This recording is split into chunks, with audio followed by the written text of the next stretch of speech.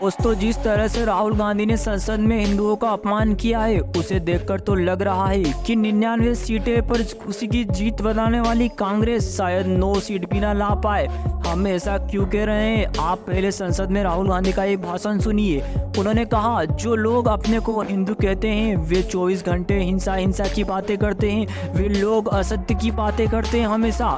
इस भाषण को लेकर पूरे देश में बवाल मच गया है। साधु संतों से लेकर राष्ट्रीय स्वयंसेवक संघ और विश्व हिंदू परिषद से जुड़े नेताओं ने राहुल गांधी को घेरा है और उनसे माफी मांगने की अपील की है। दोस्तों, आपको बता दें कि पीएम नरेंद्र मोदी ने कहा है कि अगर हिंदुओं को हिंसक कहना और पूरे भारत का अपमान नहीं है तो क्या है? यह आपका चरित्र है और ये कांग्रेस की सोच है। हिंदुओं के देश में ही हिंदुओं के साथ क्या क्या कारनामे हो रहे हैं। अगर भारत सहनशील है तो केवल हिंदुओं की वजह से। कुछ दिन पहले हिंदुओं में जो शक्ति की कल्पना है उसके विनाश की घोषणा की जा रही थी। पूरा देश शक्ति की उपासना करता है, पूरा देश आस्था रखता है और आप उस शक्ति के विनाश की बात कैसे कर सकते हैं? उन्हीं लोगों ने हिंदू आतंकवाद शब्द जोड़ने की कोशिश की है। उन्होंने आगे भी कहा, इनके साथी हिंदू धर्म की तुलना डेंगू मलेरिया जैसे शब्दों से कर चुके हैं। ये लोग हिंदुओं को गालियां दे रहे हैं। यह देश इन्हें कभी माफ नहीं करेगा। हमें बचपन से ही सिखाया गया है कि देश का बच्चा बच्चा जानता है कि ईश्वर का हर रूप दर्शन के लिए होता है। उसका स्वरूप निजी स्वार्थ साधने के लिए, प्रदर्शन करने के लिए नहीं किया जाता है। दोस्तों, ये सब बातें मोदी जी ने इसलिए कही क्योंकि राहुल गांधी ने भगवान शिव की प्रतिमा संसद में दिखाकर हिंदुओं का ही अपमान कर दिया और हिंदुओं को हिंसक बता रहे हैं। लेकिन दोस्तों, हम जानते हैं स्वामी विवेकानंद जैसे महापुरुषों ने जब विश्व धर्म संसद में अपनी ओजस्वी चेतना से ये कहा था कि हिंदू विश्व की सबसे सहिष्णु जाति है पृथ्वी पर, तब पूरी दुनिया ने उनके अभिवादन को स्वीकार किया था और 5 से 10 मिनट तक खड़े होकर केवल तालियां ही बजाई थी। दोस्तों, उस समय स्वामी विवेकानंद जी पर मिशनरियों ने कटाक्ष करने की कोशिश की, चाहे जातिवाद व्यवस्था हो, महिला अशिक्षा हो या छुआछूत हो, लेकिन स्वामी जी ने सभी लोगों को अपने विवेक व तीक्ष्ण बुद्धि से करारा जवाब दिया था।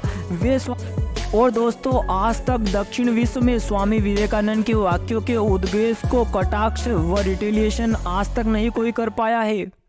लेकिन हमारे देश में ही बैठे कुछ वामपंथी लोग अपनी बालक बुद्धि का प्रयोग कर हिंदुओं को हिंसक बता रहे हैं। और दोस्तों, बात राहुल गांधी के संसद में दिए हुए भाषण की नहीं है, पूरे इंडिया अलायंस में ऐसी बातें उठती आ रही है लगातार।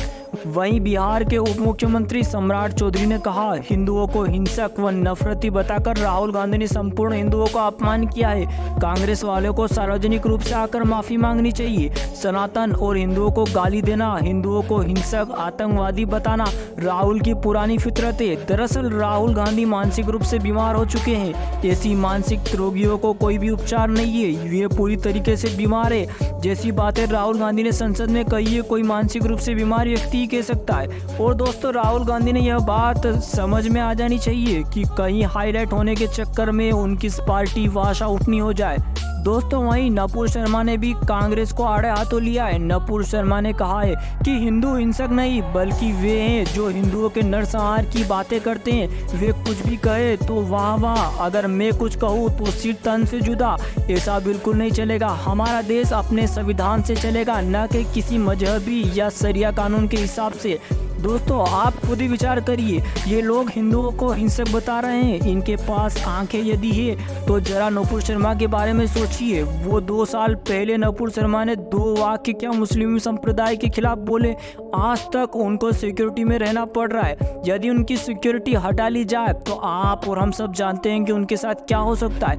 अगर एक हिंदू सनातनी बेटी दिन रात ऐसी सुरक्षा में रहना पड़ रहा है, वो भी भारत में, तो राहुल गांधी को विचार करना चाहिए कि सहिष्णुता और हिंसा किसे कहते हैं। नपुर शर्मा आज भी कट्टरपंथियों के निशाने पर रहती है। उनके खिलाफ देश भर में प्रदर्शन हुए थे। उन्हें जान से मारने की धमकियां और रेप तक की धमकियां मिली है। कई इस्लामिक देशों ने तो नपुर शर्मा के खिलाफ पूरी तरीके से मोर्चा खोल दिया था और भारत के ऊपर प्रतिबंध तक लगा दिया था। और दोस्तों हम इतिहास की भी यदि बात करें तो पूरी दुनिया जानती है कि भारत ने ना तो किसी पर कभी आक्रमण किया है और ना ही दूसरों के प्रति हिंसक रवैया अपना है। सहिष्णुता हिंदुओं के खून में है। अगर दोस्तों आप इतिहास के पन्ने पलटेंगे तो आप पाएंगे कि भारत कई विदेशी आक्रमणों का शिकार रह चुका है, लेकिन इस बात का एक भी उदाहरण या प्रमाण नहीं है कि भारत ने किसी देश पर हमला किया हो। भारत का व्यवहार ही ऐसा नहीं है। हम सभी धर्मों का सम्मान करते हैं, सब यही भारत की महानता भी है। और दोस्तों ऐसा हम ही नहीं कह रहे, दूसरे धर्म गुरु भी यह बात दोहरा रहे हैं लगातार। तिब्बती धर्मगुरु दलाई लामा ने यहाँ तक कह दिया था कि भारत एक ऐसा देश है जहाँ सभी धर्म और संप्रदाय के लोग आपस में मिलजुल कर रहते हैं। तो दुनिया के अन्य लोग इस संभाव से क्यों नहीं सीखते? यह सहिष्णुता दुनिया को भी सीखनी चाहिए। भारत इसकी जीती जागती मिसाल है, इसलिए भारत तिब्बत का गुरु है और तिब्बत भारत का शिष्य है। लेकिन दोस्तों दूसरे देशों के कट्टरपंथी लोग और वे जो लोग भारत को हमेशा तोड़ना चाहते हैं, वे लगातार हिंदुओं को आतंकवादी, हिंसक जैसे शब्दों का प्रयोग कर अव्यवस्था फैलाना चाहते हैं। और पाकिस्तान जैसे देश और हमारे देश में कुछ नासमझ इस तरह की गतिविधियों में लगे रहते हैं। वे कभी नहीं चाहेंगे कि देश में शांति स्थापित हो और हिंदुओं को बांट दो, मुस्लिमों को भड़काया जाए और संविधान के बारे में झूठ फैलाया जाए। ऐसी टिप्पणियां लगातार करते रहते हैं और लोगों में भ्रम फैलाते रहते हैं। यहाँ तक कि दोस्तों विश्व स्तरीय समाचार पत्र न्यूयॉर्क टाइम्स और अल जजीरा जैसे न्यूज़पेपर तो हाथ धोकर भारत के पीछे पड़े रहते हैं। वे लोग ज़्यादा से ज़्यादा प्रोपेगेंडा करते हैं ताकि हमारे देश की स्थिरता को भंग किया जा सके। ऐसे में दोस्तों आपको क्या लगता है, हम सबको एक आवाज़ में इनको रिस्पॉन्ड करना चाहिए या राहुल गांधी जैसे नासमझ कार्यकर्ता को ऐसी टिप्पणी करके अपनी मूर्खता का परिचय ना देना चाहिए? कमेंट करके अपनी कीमती राय जरूर दीजिए। जय हिंद, जय भारत।